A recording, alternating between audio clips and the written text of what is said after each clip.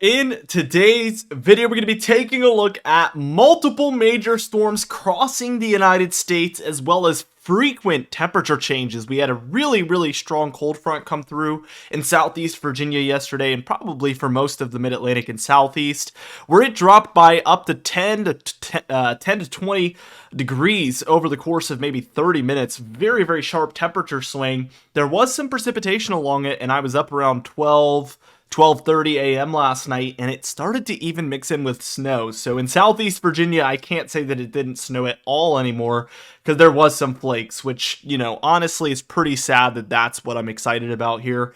Most years that wouldn't be anything too special, but certainly in a year like this year, I was excited to see that, and definitely made me feel about 10% better about the Southeast Virginia winter that we had. Let's go ahead and move on.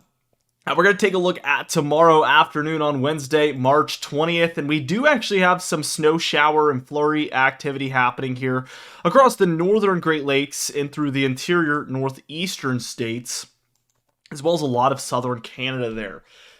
What's interesting is we do actually have a pretty strong low here, 997. It's just not causing any significant precipitation, any super heavy precipitation. We can tell the jet stream is definitely a trough in the east at this point, ridge in the west.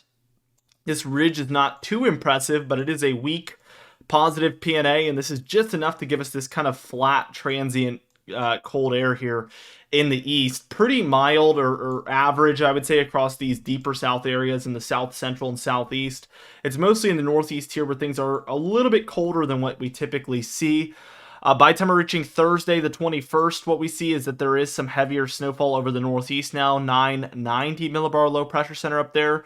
We do actually have some snowfall for kind of the northwest as well, for the northern Rockies into the northern plains here a little bit. And we even have some thunderstorm activity happening here across states like Texas, Oklahoma, Kansas, Missouri, Arkansas, and Louisiana. Again, that's going to be for Thursday on the 21st. And by the time we reach Friday on the 22nd, we see that all of this activity is continuing to spread eastward. Now seeing thunderstorm activity. I should put that further south, actually, because we're seeing it for all of these areas. Texas, Oklahoma, don't know why that just got so big. Let me shrink that down a little bit. Texas, Louisiana, Arkansas, some of these kind of Ohio Valley states, even across the deeper southeast here as well, including Florida especially. There's a lot of thunderstorm activity inside this bubble here, and even some snowfall from Chicago, Cleveland, and Detroit northward into areas like Wisconsin, the Upper Peninsula of Michigan, the rest of the Lower Peninsula of Michigan, and even areas in New York. So quite a bit of snowfall this weekend.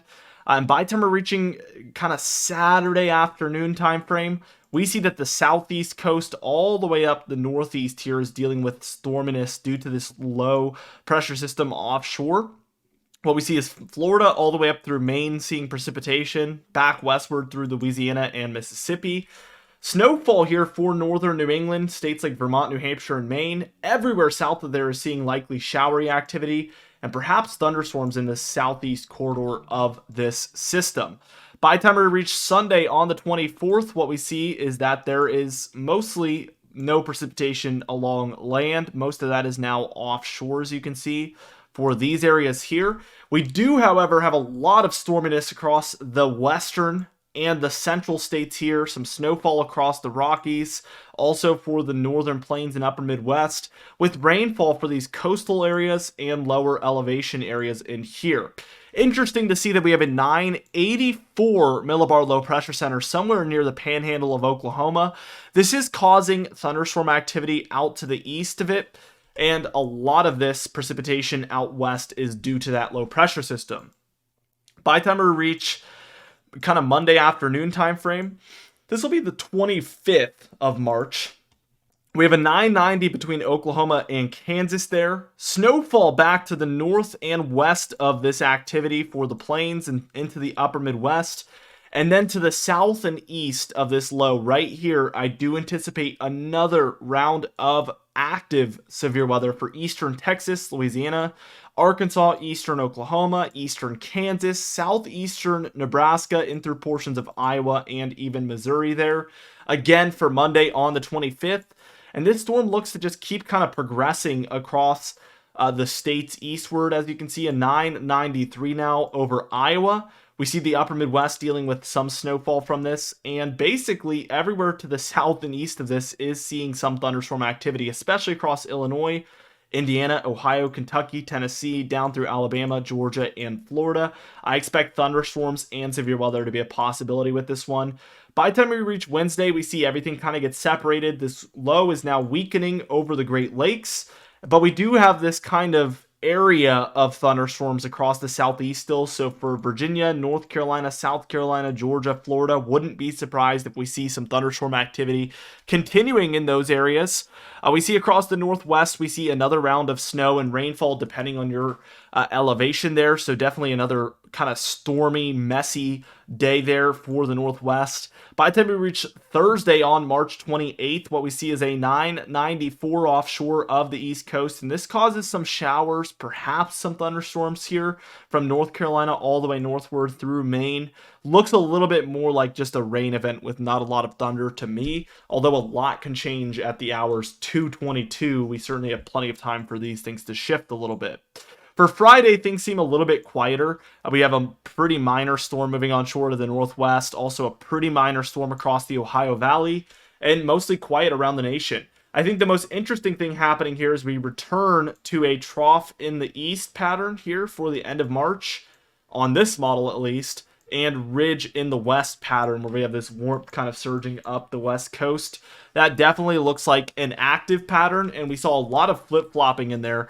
Let's take a look at the GFS model. We get that first storm kind of causing a little bit more activity along the coast than the European model showed here for Friday, Saturday, and even a little bit of Sunday there this weekend. We still get this very major storm across the central states. Look at how similar this looks. I mean, we have the low over Iowa, snow in the upper Midwest, severe weather to the south and east of this low. I think this is almost identical to the European model for Monday on the 25th. We see that spread eastward, a little bit more intense along the coast here, as you can see. Looks like a pretty solid cold front still, so could see more activity if this GFS model is in fact correct. As we keep going, we actually get a ridge here for March 30th. So again, kind of polar opposites of the European model here, where we have this really big ridge in the east. This would bring 70s and 80s to a lot of folks, and then tons of activity and cold out west. So a negative PNA here on the GFS model with surging warmth in the east. Meanwhile, though, a stronger low up here for the upper Midwest with this swinging cold front underneath, where the cold air wants to spread eastward, and the warmth is surging to the north out ahead of it. This is an excellent severe weather setup. Keep that in mind.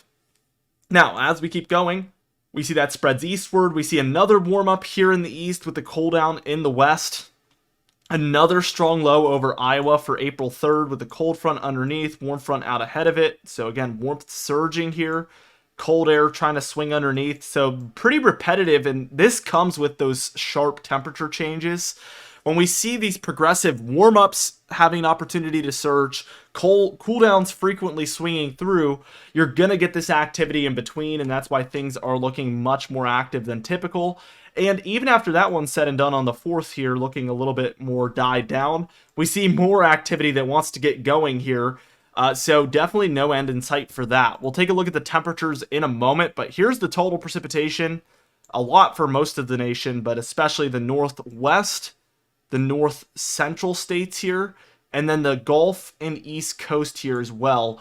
So definitely a whole lot of activity for these three areas with not a lot of room in between them where we're not seeing a lot of activity. So very active from coast to coast here over the next 10 to 15 days. Total snowfall in the European model, we see a lot for the west. Again, that's not going to change anytime soon. The northern plains and upper Midwest, though, are on the uptrend, and they are looking at highly above average amounts of snowfall for Montana, the Dakotas here, Nebraska, Kansas, Iowa, Minnesota, Wisconsin, Michigan. All of those areas seeing a ton. And then we do get a little bit here for the Great Lakes into the northeast. And what we're going to see here as we switch to the GFS model is that both of these models look very, very similar. They both have a ton out west. They both have highly above average amounts for the upper Midwest and northern plains. And they both have a bit extending from the Great Lakes into the northeast here. The GFS model has a bit more here for these kind of northern plains areas into the Great Lakes and northeast. But I think this is because our GFS model encapsulates the next 15 days and the European model only encapsulates the next 10 days. So this is an extra 5 days of snowfall we're looking at here. Will it be this much? I think this is definitely a lot, and I think that it could be less than this, especially over the northern plains here, but this particular model is calling for feet of snowfall, perhaps in the range of 30 to 50 inches of snowfall here across the Dakotas and Minnesota. I think that's aggressive, but I think overall the locations here are pretty on point, and as I switch between the two models, I mean, yes, the amounts are changing pretty significantly, but the areas that are actually seeing snowfall aren't that different. So I'm seeing great agreement here on these models as to where it's going to see snowfall and where isn't. So I feel highly confident about it.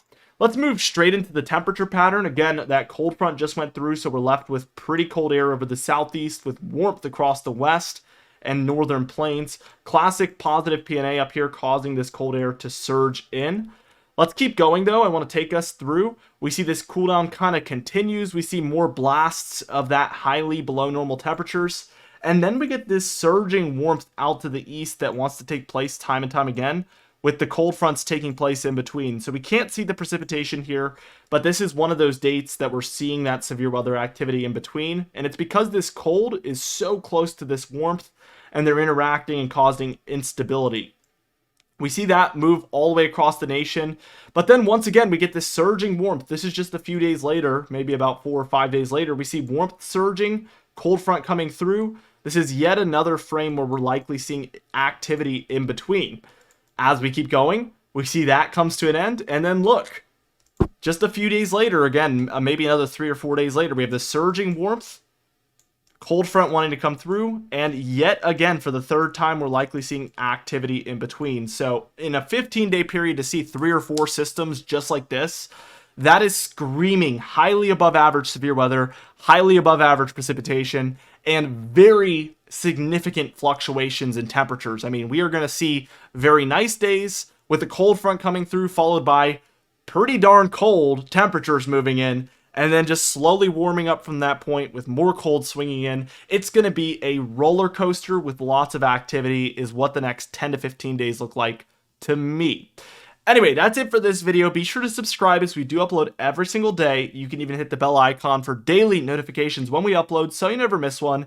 Be sure to like the video if you did enjoy it, leave a comment down below, and I'll see you guys in the next video.